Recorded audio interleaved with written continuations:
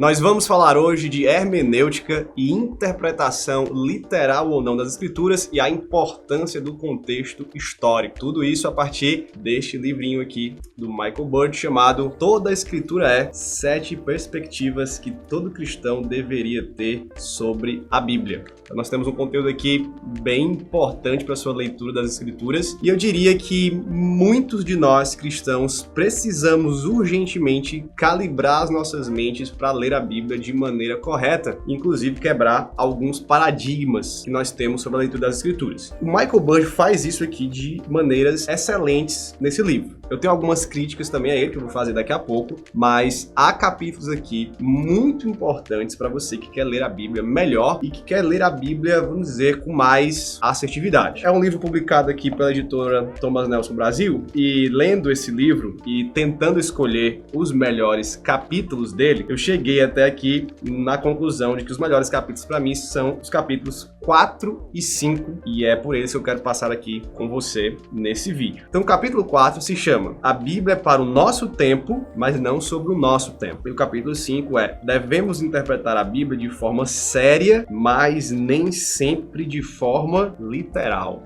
Eita, mas é isso. Então, assiste aí até o final e eu espero que esse vídeo te ajude a pensar melhor sobre a maneira como nós estamos lendo as escrituras, ok? Deixa eu dar só um rápido sumário aqui do livro. O capítulo 1 fala a Bíblia não caiu do céu, o capítulo 2 fala a Bíblia é divinamente inspirada e humanamente composta, interessante também. Capítulo 3, a escritura é normativa, não negociável, aí vem o 4 e o 5 que eu falei. Capítulo 6, o propósito das escrituras é conhecimento, fé, amor e esperança. Capítulo 7 é Cristo é o centro da Bíblia cristã. Tem um apêndice bem interessante também nesse livro, que é os 5 principais textos do Antigo Testamento no Novo Testamento e o apêndice 2, as traduções evangélicas mais importantes em língua portuguesa. Acredito que aqui seja uma adaptação aí.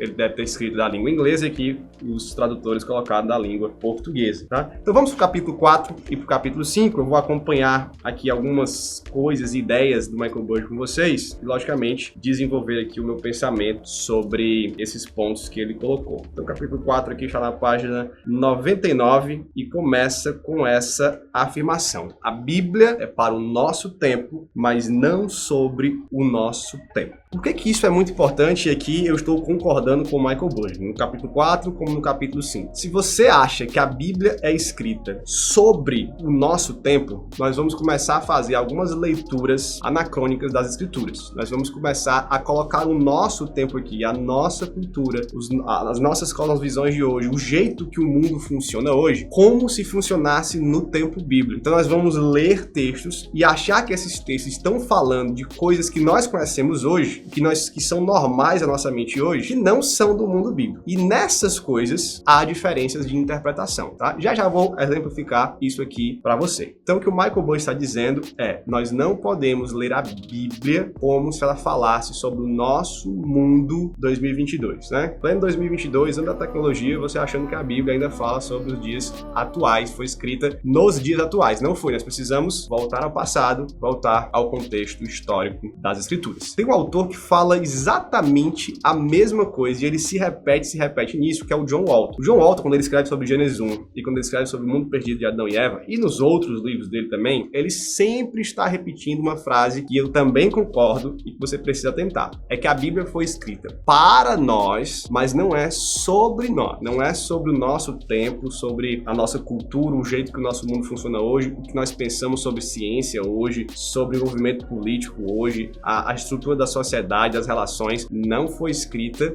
né, sobre isso, mas para isso. Claro que a Bíblia tem implicações para nós, lógico, mas entenda que ela foi escrita num mundo e sobre um mundo muito diferente do nosso. Então o que o Michael Bird está tentando dizer aqui e o movimento que ele quer que você faça é o seguinte: leia o texto bíblico e aí se afaste da nossa cultura atual, faça esse exercício de distanciamento da cultura atual, da nossa mente atual, e você precisa se aproximar aproximar da cultura do tempo e do contexto do texto bíblico. E aí, quando você se aproxima do contexto bíblico, é aí que você pode depois fazer o movimento inverso de se aproximar da nossa cultura. Então, se afaste do nosso tempo aqui, para você ir até o tempo bíblico, depois, entendendo o tempo bíblico e o texto dentro do seu contexto, volte no exercício de contextualização para se aproximar agora corretamente, tá? do nosso tempo, da contextualização, da aplicação que a gente vai fazer. Se você não faz esse exercício de distanciamento, você vai se aproximar, né, de forma imediata e de maneiras erradas. Vamos lá, por exemplo, que talvez seja o melhor, é polêmico, mas talvez seja o mais didático, que é a nossa interpretação dos primeiros capítulos ali de Gênesis. Tá? O que o Michael Bird vai falar aqui, que é algo também que o John Walton fala, e mesmo que você não concorde com todas as conclusões desses autores, eles estão propondo um caminho aqui correto, que é o seguinte: então, quando nós lemos Gênesis 1 e 2, principalmente, se nós não fizermos o exercício de nos afastarmos das nossas ideias, das nossas convicções científicas que nós temos da cosmologia atual, ou das descobertas científicas atuais, ou do jeito que o mundo pensa, a ciência e a cosmologia, a teoria da relatividade, tudo isso, se nós não nos afastarmos disso, nós vamos querer ler a palavra de Deus como se ela estivesse falando no ambiente cultural e cognitivo, intelectual dessas nossas crenças de hoje. E ela não está. Então, quando nós não fazemos esse exercício de se afastar aqui do nosso tempo, nós vamos começar a procurar nas escrituras, talvez, provas para essas coisas. Nós vamos querer começar a identificar elementos das escrituras que concordam com a ciência atual, concordam com o nosso jeito de entender o universo atual. E nós vamos querer tentar, talvez, encaixar a Bíblia dentro disso, ou encaixar a ciência dentro, essa ciência atual dentro da Bíblia. E isso pode causar interpretações bem diferentes e até bem diferentes que o autor bíblico quis no seu texto. Por quê? Porque ao se afastar do nosso tempo, você vai entender que aquele texto de Gênesis foi escrito numa época onde nós tínhamos uma cosmologia muito diferente da que nós temos hoje, né? Nós tínhamos uma cosmologia ali do Antigo Oriente Próximo que falava de deuses criando o mundo, que falava do conceito de imagem de Deus, que aliás é outro conceito que, se você não se afastar do nosso tempo, ir até o tempo daquele Antigo Oriente e entender o que é a imagem de Deus, você interpreta a imagem de Deus de maneira errada. Então, você não consegue entender Gênesis bem se você não faz esse exercício. E muita da sua interpretação pode ser perigosa, pode ser anacrônica se você não faz isso. É por isso que o Michael Bird está aqui dizendo a Bíblia é para o nosso tempo, mas não sobre o nosso tempo. Quando você vai aos evangelhos, parábolas de Jesus, algumas coisas que Jesus diz, algumas coisas que Jesus faz, quando você lê o Antigo Testamento, quando você olha, por exemplo, o que está acontecendo na revelação de João e Apocalipse, se você não faz esse exercício, né, você vai ter interpretações, talvez como a do chip na testa, da mão e outras coisas que a igreja tem produzido, de tentar ler esses textos como se eles estivessem falando sobre hoje, sobre as coisas de hoje. Tá? Então, esse capítulo é um capítulo bem interessante do Michael Bird. Vale a pena você dar uma lida nele, vale a pena você ter esse conceito em mente, de que você precisa buscar contexto histórico, não só do tipo de sociedade, mas inclusive o contexto, como o John Walton fala, do ambiente cognitivo, do ambiente cultural, o que as pessoas pensavam, como elas entendiam aquilo, porque o autor bíblico é uma dessas pessoas e ele escreve a essas pessoas. Ele não escreve pessoas com a nossa mente, a pessoas com a nossa mente de hoje. Tá? Esse é o capítulo 4. O capítulo 5, talvez seja mais polêmico ainda. Eu vou continuar com Gênesis porque está sendo bem didático, tá? Mas o capítulo 5 aqui começa com a afirmação de que devemos interpretar a Bíblia de forma séria, mas nem sempre de forma literal. Meu Deus, o Pedro virou liberal. Não, mas concordo também aqui com o Michael Bird. Queria que você prestasse muita atenção nesse ponto. Pense em qualquer outro livro, em qualquer outro texto, até nas nossas conversas no meio da rua. Se você for do tipo de pessoa que leva tudo ao pé da letra e que interpreta tudo literalmente, você vai ter muitos problemas na sua vida, inclusive de relação, né, pessoal. Se você for aqui do Ceará, inclusive, que tem inúmeras gírias que usam de coisas do cotidiano, do dia a dia, de objetos, que se alguém for falar com você e você levar tudo ao pé da letra, você vai passar mal. Você vai ser muito mal compreendido, você vai ser chato, você não vai entender o que as pessoas estão dizendo, você vai fazer coisas que você não deveria fazer, você vai deixar de fazer coisas que você deveria fazer porque você está lendo ali tudo ao pé da letra. Você é incapaz de entender uma figura de linguagem, uma metáfora, uma brincadeira, uma ironia, enfim, qualquer desses usos aqui que a nossa linguagem normal tem. E as escrituras também são assim. E são assim de forma que naquela época se fazia e a gente não entende muito bem porque nós não temos a mesma cabeça. Então esses capítulos aqui, eles se complementam. Deixa eu dar um exemplo aqui bem besta. Quando alguém diz alguma coisa muito engraçada, geralmente se tem um jargão aqui hoje que a gente fala assim, morri. A pessoa morreu mesmo? Lógico que não. Ela morreu de achar graça. Ela teve um momento tão estonteante e tão diferente que provocou ali uma coisa de morte. Porque é algo de repente muito grande. Sei lá, as pessoas que morri, meu Deus. Então, nós temos esse tipo de linguagem que a Bíblia também faz uso. Jesus compara o reino de Deus com várias coisas. E você automaticamente entende que ele não está realmente afirmando que o reino de Deus é uma semente, um grão de mostarda. É uma comparação. Paulo também faz isso. Os autores do Antigo Testamento fazem isso. E os autores, várias vezes nas Escrituras, estão falando de textos, escrevendo textos, com comparações, com metáforas, com outros jogos de linguagem. Então, quando nós vamos ao relato da criação, há uma grande discussão. Os dias são literais? Aquele elemento ali é literal? Nós precisamos ler tudo como se tudo fosse ao pé da letra, todas as palavras ali significassem para nós o que nós achamos que significam hoje. Então, nós temos diferentes interpretações. Você encontra autores, e autores aqui eu estou falando de autores conservadores, vamos botar aqui até reformados, da nossa linha teológica aqui do Dois Dedos. Você vai ver esses autores discordando sobre o texto de Gênesis. Então, são 7 dias literais. Nós vamos dizer, não são. A serpente é literal mesmo, é uma serpente falante. Outros vão dizer, não, é algo parecido, não é?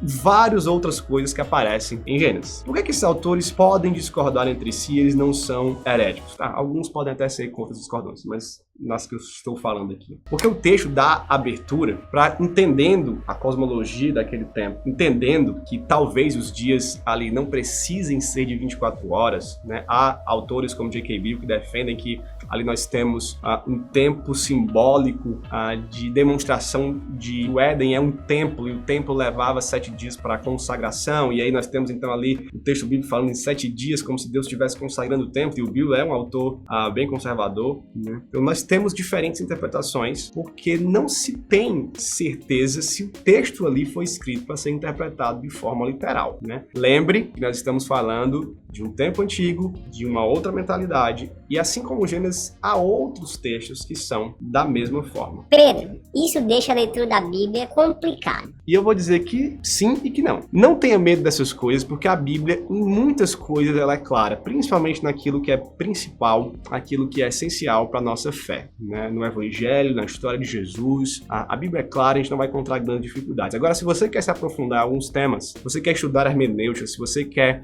olhar para as Escrituras e ver como alguns pontos mais específicos, textos mais difíceis, contextos mais complicados, como eles falam a nós hoje, sim, há complicações desse tipo, por isso que a gente estuda interpretação bíblica e hermenêutica. E esse livro aqui é um livro de introdução que o Bud faz, que tem esses pontos positivos de nos apresentar essas questões e nos dar, né, ferramentas aqui básicas para entendermos melhor as Escrituras. Por exemplo, no capítulo 5, aqui, ele dá 4 Cs da interpretação bíblica, que são os seguintes: contexto. Acho que todo professor de teologia e interpretação vive batendo nessa tecla, né? Contexto. Contexto histórico, contexto cultural, contexto intelectual, a gente precisa disso. O outro C que ele lista aqui é o conteúdo. Agora o conteúdo do texto mesmo. O que as palavras estão dizendo? É português. É Gesé.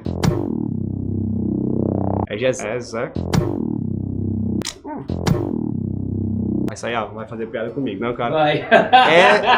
É exegese, mesmo no seu sentido ali textual, alguém de português ou para quem sabe, do grego também, né? Então, o conteúdo mesmo gramatical está ali, né, no texto, tá? O outro C que ele está falando é o de cuidado. Com cuidado, ele está dizendo assim, olha, analise o texto, né? Esmiúce o texto, vá lá, veja as conexões que estão sendo feitas, mas cuidado para você não sair achando coisa demais que não está no texto. Veja ali qual é a mensagem principal, o foco mesmo do texto, do seu significado dentro do contexto, e cuidado para não inventar muita coisa na sua interpretação. E o último aqui, C, o quarto, é contextualização. Depois desse processo todo, é aí que você se aproxima do nosso tempo aqui para contextualizar de maneira que o texto permita, tá? Não invente também aplicações e contextualizações que não estão lá no texto, tá? Então são esses 4 Cs da interpretação que o Michael Burry muito bem recomenda aqui para nós. Dito isso, gente, coisas que eu concordo muito com ele e que nós precisamos de sabedoria para ler, algumas não, uma crítica aqui em especial ao Burry. O Burry, ele se parece muito com N.T. Wright nesse aspecto aqui negativo que eu vou dizer, que é o de sempre trazer uma discordância que ele tem, vamos dizer assim, com o evangelicalismo mainstream, o povão evangélico mais creia. Muitas dessas coisas o N.T. Wright faz muito bem, quando ele escreve sobre escatologia, sobre a nossa esperança do pós-morte físico e tal, as promessas, o Wright faz bem. Algumas coisas ele não faz tão bem, acho que ele complica mais do que facilita a interpretação. E o Michael Burry aqui, ele também faz algumas críticas que num livro introdutório, talvez ele deixe a desejar porque ele não explica bem. E aí talvez dificulte e deixe, né, um ar de será mesmo que isso é correto? E será que eu posso confiar nessas coisas? Então eu acho que esse livro, ele nesses detalhezinhos, porque é minoria no livro, o Burry pode mais complicar alguém mais leigo, alguém que está lendo como introdução, porque é um livro de introdução, ele pode complicar mais a leitura dessa pessoa. Por exemplo, ele faz uma crítica aqui, toda uma construção sobre o termo de inerrância, eu acho que ele poderia ser mais claro. Ele discorda, diz que pensa diferente, um pouco diferente, diz que a gente precisa mudar o nosso conceito, mas no final não apresenta algo tão claro. Aqui no capítulo 5, ele faz a mesma coisa quando ele pergunta onde está o significado. E ele diz, algumas pessoas têm dito que é na intenção do autor, mas será que é na intenção do autor mesmo que mora o significado? E o texto? E o leitor? E ele começa a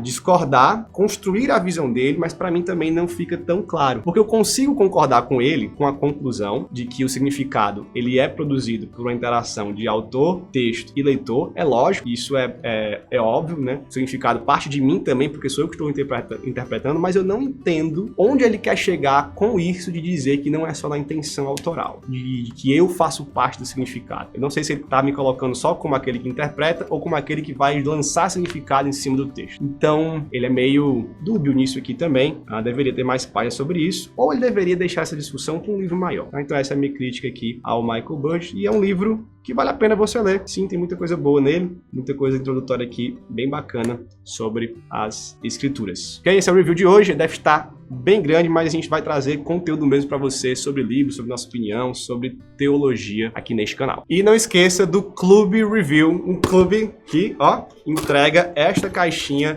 maravilhosa para você, com boa teologia, curadoria nossa aqui, você recebe na sua casa lançamentos que ninguém tem, então você pode ler esses livros e o conteúdo deles para além dos livros, né? É muito bom também com a nossa revista, com as nossas lives com os autores muitas vezes, lives para tirar dúvida, acompanhamento de leitura, tem muita coisa no review. Os links para você assinar o clube estão aqui embaixo na descrição, para você também conhecer mais do Instituto Schaeffer e do Dois Dedos de Teologia. Então, vai lá, conhece o review. Não se esquece também, se você não está inscrito, se inscreve aí, dá o like, compartilha esse vídeo com os outros que precisam ouvir mais sobre interpretação bíblica, tá bom? Vou ficando por aqui, Deus te abençoe, a gente se encontra por aí nos próximos vídeos. Valeu! Português, exegese.